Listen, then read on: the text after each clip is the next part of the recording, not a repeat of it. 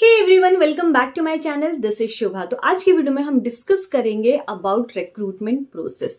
मैंने ऑलरेडी आपके साथ एक वीडियो शेयर किया है, उसमें डिस्कस किया है रिक्रूटमेंट प्रोसेस एंड स्टेप्स।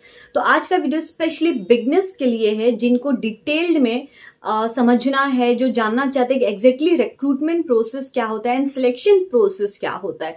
तो आगे बढ़ने से पहले अगर आप मेरे चैनल पे नए हो तो मेरे चैनल को सब्सक्राइब कर देना, बेल आइकन को हिट कर देना फॉर द नोटिफिकेशन। तो चलिए आज का वीडियो स्टार्ट करते हैं। तो रिक्रूटमेंट स्टार्ट करने के पहले सबसे पहले जो काम होता है वो है आइडेंटिफाई द कंपनी नीड्स। पहले तो आपको ये जानना है कि कंपनी की नीड्स क्या है, उस डिपार्टमेंट की मैनेजर की नीड्स क्या, उनको एग्जैक्टली किस टाइप का कैंडिडेट चाहिए, कैसा चाहिए, क्या एक्सपीरियंस होना चाहिए, क्वालिफिकेशन होना चाहिए। ये आपको पता चलता है तो ही आप आगे के जो है प्लान्स कर सकते हो। तो जब भी आप कंपनी की नीड्स फाइंड आउट करते हो, आइडेंटिफाई करते हो, तो इट बेटर कि आप जो है मैनेजर डिपार्टमेंट उनसे बात करें एंड उनकी रिक्वायरमेंट जो है नोट डाउन कर ले। उसके बाद आप आगे का प्रोसेस कर सकते हो। सेकेंड, जॉब डिस्क्रिप्शन प्रिपेयर करना। अब आपको पता चल गया है कि कंपनी की नीड क्या है, उसकी रिक्वायरमेंट क्या है, तो आपके लिए बहुत इजी होता है जॉब डिस्क्रिप्शन को प्रिपेयर करना।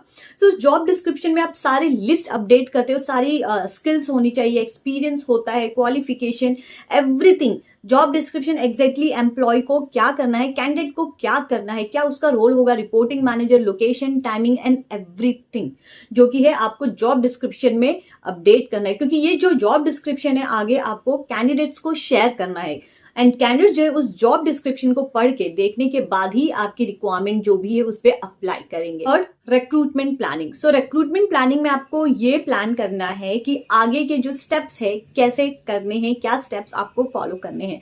जैसे कि आपको रिक्रूटमेंट कब से स्टार्ट करना है, ओके, एंड देन आपको इंटरव्यूज कब कंडक्ट करना है, कहाँ कंडक्ट करना है, कौन जो मैनेजर्स होंगे जो इंटरव्यूज लेंगे, टाइमिंग्स क्या होंगे। फिर आपको ये भी देखना है कि आपको कहाँ से रिक्रूटमेंट करना है, सोर्सेस क्या हो सकते हैं, वो भी आपको चेक करना है। अगर आपको पता है कि ये फ्रेशर्स है तो आपको कैंपस हायरिंग करनी है, तो आपको उन कॉलेजेस को कांटेक्ट करना होगा, उनसे बात करनी होगी अबाउट द रिक्रूटमेंट।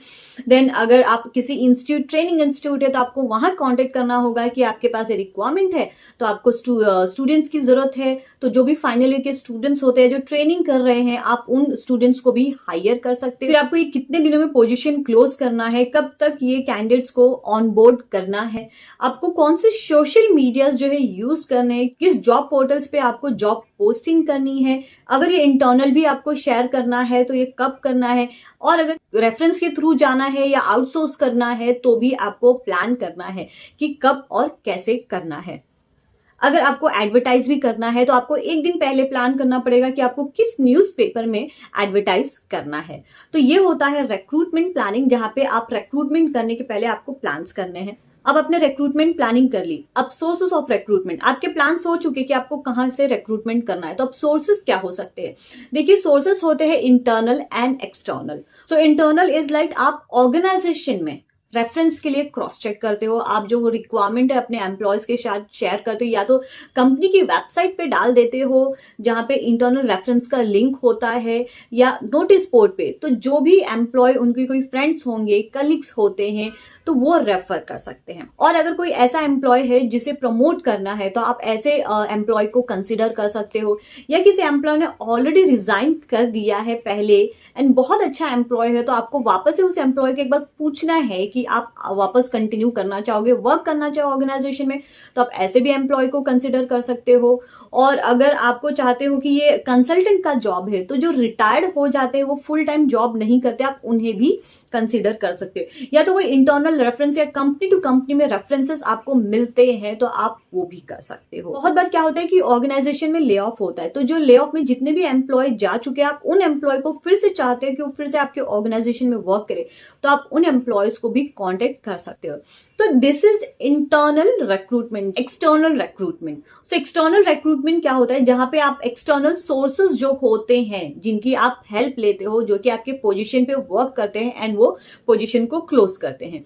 जैसे कि आप कह सकते हो एडवर्टाइजमेंट। सो एडवर्टाइजमेंट में हम क्या करते हैं कि न्यूज़पेपर में एडवर्टाइज करते हैं कि आपको सो एंड सो प्रोफाइल के लिए एम्प्लॉयज चाहिए, कैंडिडेट्स चाहिए, उनकी रिक्वायरमेंट्स क्या होगी, skills, salary, location and job. आप ऐसे एक छोटा सा नोट बनाते हो जो कि आपके न्यूज़पेपर में, जो कि न्यूज़पेपर वालों का आप कांटेक्ट करोगे और वो न्यूज़पेपर वाले आपकी जॉब की रिक्वायरमेंट जो है क्लासिफाइड का सेक्शन होता है वहां पे वो पोस्ट करते हैं। तो बहुत सारे जो कैंडिडेट्स होते हैं जॉब की जो सर्च करते हैं कि पेपर में कहाँ पे किस प्रोफाइल के लिए ओपनिंग है, एंड वहां के थ्रू आपका वो अपनी सीवीज जो है आपको शेयर करते हैं या कॉन्टेक्ट करते हैं। तो ये एक होता है एडवर्टाइजमेंट। ये एडवर्टाइजमेंट आप सोशल मीडिया पे भी डाल सकते हो, जैसे कि लिंक्डइन होता है, आपने जॉब के बारे में बता दिया, इंटरेस्टेड कैंडिडेट अपना सीवी जो है आपकी ईमेल आईडी पे शेयर कर देंगे। इसके अलावा होता है दैट इज जॉब पोर्टल्स। आप सबको पता है कि मोस्ट ऑफ दी जो रिक्रूटमेंट किए जाते हैं वो जॉब पोर्टल्स के थ्रू किए जाते हैं, दैट इज नौकरी, मॉन्स्टर, शाइन, इंडिड और भी जॉब पोर्टल्स होते हैं। तो जो भी इंटरेस्टेड कैंडिडेट होते हैं वहां पे अप्लाई करते हैं एंड उनके सीवीज जो है आपके पास आ जाते हैं। इसके अलावा जो एक्सटर्नल रिक्रूटमेंट वेंडर्स होते हैं, यू कैन से जो रिक्रूटमेंट कंपनीज होती है, आप उन्हें कांटेक्ट कर सकते हो अगर आपके पास उतना टाइम नहीं है। तो क्या होता है कि इन रिक्रूटमेंट वेंडर्स को कांटेक्ट किया जाता है, तो ये रिक्रूटमेंट वेंडर्स जो है आपके पोजीशन, आपके प्रोफाइल पे वर्क करेंगे एंड इंटरेस्टेड कैंडिडेट, अच्छे कैंडिडेट्स के प्रोफाइल जो है आपको शेयर किए जाते हैं। इफ पॉसिबल आप वॉक इन ड्राइव्स भी कर सकते हो किसी एक पर्टिकुलर डे के लिए। तो फुल डे में जितने भी इंटरेस्टेड कैंडिडेट है वॉक इन ड्राइव में आते हैं, मतलब वो डायरेक्ट आते हैं, देन अकॉर्डिंगली ही जो है आपको टेस्ट देना रहता है, उनका सीवीज कंडक्ट करना है एंड देन आप वहां से अपना इंटरव्यू प्रोसेस भी स्टार्ट कर सकते हो। ये भी मैंने देखा है कि बहुत सारी कंपनीज क्या करती है कि मेन गेट, जो भी ऑर्गेनाइजेशन का मेन गेट होता है उसके बाहर एक जॉब सीवीज लिखा होता है, एक बॉक्स होता है। तो जो भी पास आउट स्टूडेंट्स होते हैं या इंटरेस्टेड कैंडिडेट्स होते हैं जिनको जॉब की रिक्वायरमेंट है, वो अपनी सीवीज जो है वहां पे ड्रॉप कर देते हैं। सो जो भी सिक्योरिटी गार्ड होते हैं एवरीडे वो सीवीज कलेक्ट करते हैं एंड वो एचआर को देते हैं। तो ऐसे भी आप कर सकते हो। तो अगर आपके पास कोई भी सडनली कोई रिक्वायरमेंट आती है एंड ऐसे केसेस में आपको किसी भी कैंडिडेट का अच्छा प्रोफाइल मिलता है तो आप उस प्रोफाइल को भी कंसिडर कर सकते हो। या तो सिक्योरिटी गार्ड को भी बहुत सारे जो कैंडिडेट्स होते हैं, स्टूडेंट्स होते हैं, अपना सीवीज दे देते हैं। तो देखिए रिक्रूटमेंट करने के बहुत सारे वेज है, स्टेप्स है, जो भी आपको कंफर्टेबल लगता है आप वो कर सकते हो। तो आप कंपनी के वेबसाइट पे भी अगर आपने करियर्स में अपनी जॉब की रिक्वायरमेंट डाल दी है तो जो भी कैंडिडेट जॉब पोस्टिंग देख रहा है तो वो डायरेक्टली कंपनी के साइट पे जाएगा एंड वहां से अप्लाई करेगा। तो वहां से भी आपको कैंडिडेट्स के सीवी मिल जाते हैं। तो आप ये भी कर सकते हो। तो इसी तरह से बहुत सारे वेज होते हैं जहां से आप अपने रिक्रूटमेंट कर सकते हो, अपनी जॉब पोस्टिंग जो भी आपकी रिक्वायरमेंट है जॉब पोस्ट कर सकते हो और आपको अच्छे कैंडिडेट्स के सीवी मिलते हैं। तो ना अब आपको बहुत सारे सीवीज मिल गए थ्रू डिफरेंट वेज। इतने सारे सोर्सेस आपने यूज किए तो डेफिनेटली आपके पास बहुत सारी अच्छी सीवीज आई होंगी। तो बहुत सारे तो ईमेल भी आते हैं, हार्ड कॉपी भी आते हैं। तो इसके बाद जो है आपको क्या करना है, सीवीज एनालाइज करना है, देखना है कि कौन सी सीवीज जो है परफेक्ट है, कितने सीवीज आए हैं according to the job requirement, according to profession. जो भी आपकी प्रोफाइल है, जो भी रिक्वायरमेंट है उस जॉब की, आपको वहां से लेना है। Through job posting, advertisement and applications के थ्रू बहुत सारे सीवीज जो है एचआर के पास आते हैं एंड ये स्टेप्स को जो कहते हैं, जो सीवीज कलेक्शन का जो स्टेप होता है, इसे कहते हैं रिक्रूटमेंट प्रोसेस। तो आप में से जितने भी फ्रेशर्स है वो ध्यान रखें कि अब तक का जो प्रोसेस था वो रिक्रूटमेंट के प्रोसेस है, वो रिक्रूटमेंट के स्टेप्स है। जो नेक्स्ट वीडियो में आपके साथ शेयर करूंगी वो होगा सिलेक्शन प्रोसेस एंड सिलेक्शन के स्टेप्स।